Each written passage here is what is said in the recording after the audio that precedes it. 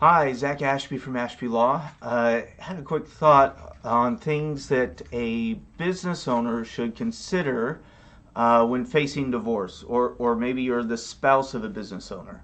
So there's a few things that you'll want to consider because you're in a special category of individual because one of the issues is going to be what are we going to do with that business? Also, what are the financial results going to be? And I'm sure, and that will involve things like child support and spousal maintenance, or what's called alimony. So all those things are going to be wrapped up in the business. So there's a few things that you'll want to do as you're either preparing to file or you're starting to look for an attorney. One of those things is to find out whether the attorney has had some kind of experience dealing with businesses in a divorce, or they have an opinion, or maybe even just a plan of action to make sure it's fair. That's number one, but some other things are going to be that as you get started, you're going to want to make sure that you treat your spouse in a way that's fair. What that means, one thing that people don't understand is that the family court is a court of equity, and that's different than a court of law. In a court of law, courts of law are things like courts where you're talking about a breach of contract, or maybe it's a criminal court. Those are courts of law. In a court of law, you have a specific law, and a line's been drawn, and you know that you can't cross that line, because if you cross that line, you violated the law. So in a criminal setting, you go to jail. In a contract setting, you pay damages. Now, court of equity is an old term. What it basically meant, well, the law is too harsh and I need some mercy. It's not fair.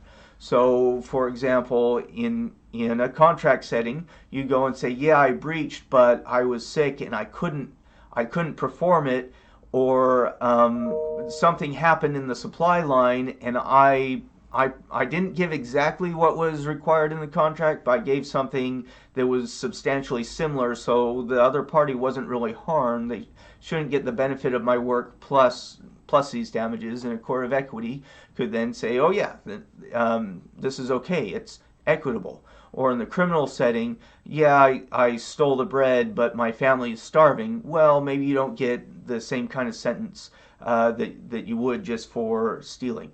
So but when it comes to family law, almost everything is equitable, and that means the judge looks to see what is fair for each spouse, what is fair for the children, what's fair for child support, what's fair for alimony.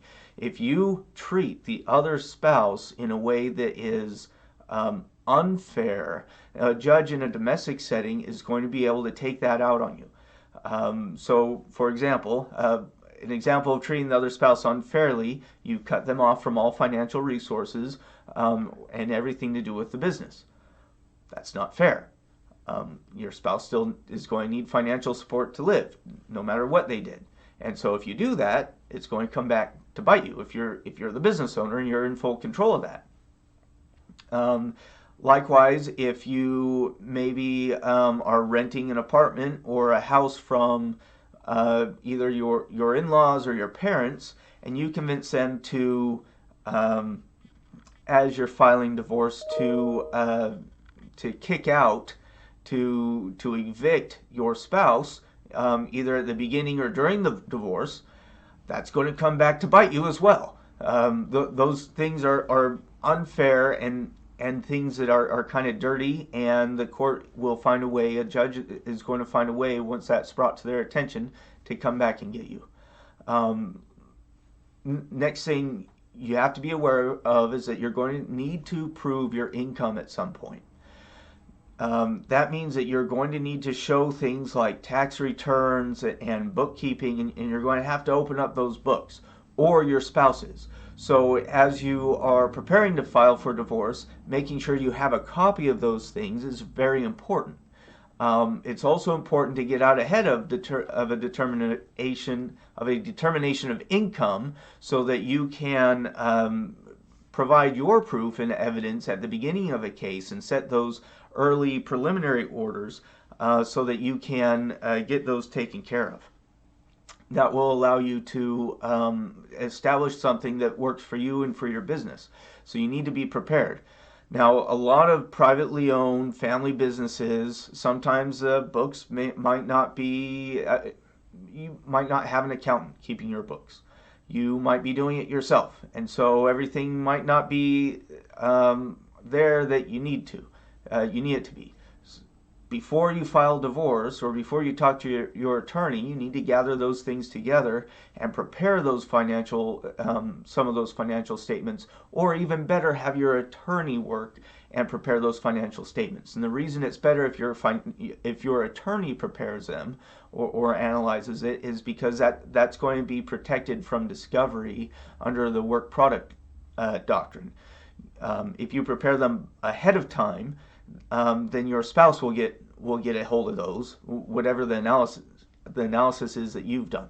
Now, if you regularly do it in the course of business, you don't change the way you regularly conduct business. Don't just have your attorney do it. But if you're not sure what the outcome is going to be, it's a good idea to provide those documents to your attorney to have them analyzed by your attorney, so that those kind of things are more protected, so that you can control what kind of information is out there before it's just all out there. Some other things that you'll need to be able to describe to the court is how your business is managed.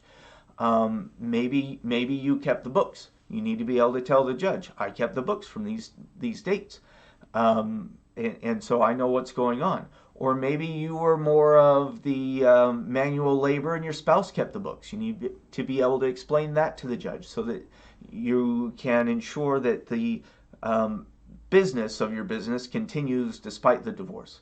Some things that you will need to consider is how you are going to continue to manage the business, so that if your role is an essential element, you either need to find a way to work with your spouse to continue to cooperate in running the business, or find some kind of replacement so that you can serve the value of the business despite the divorce, and find a way to keep the other spouse out of it. And that's likely going to take a motion in the court.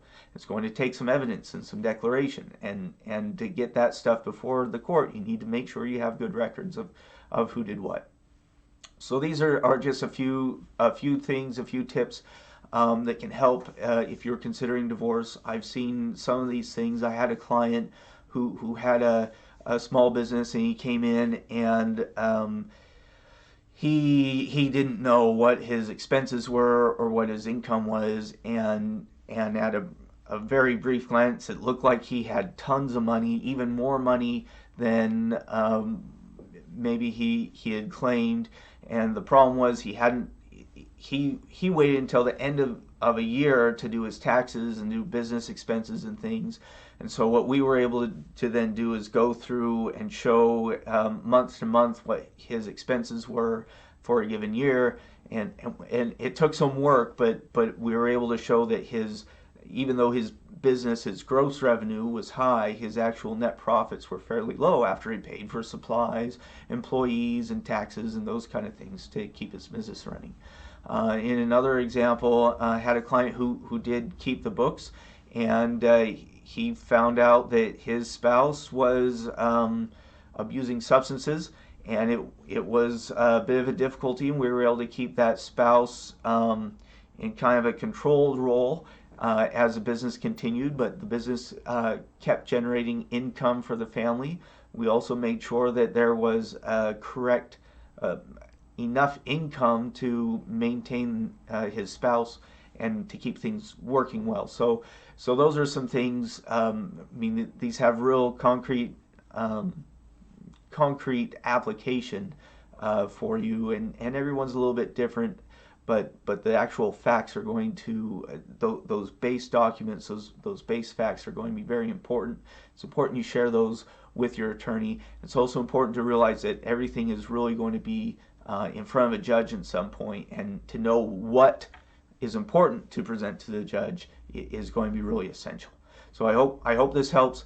If we can help answer more questions, please comment below or send us an email at info@pnwfamilylaw.com, or you can call us at 509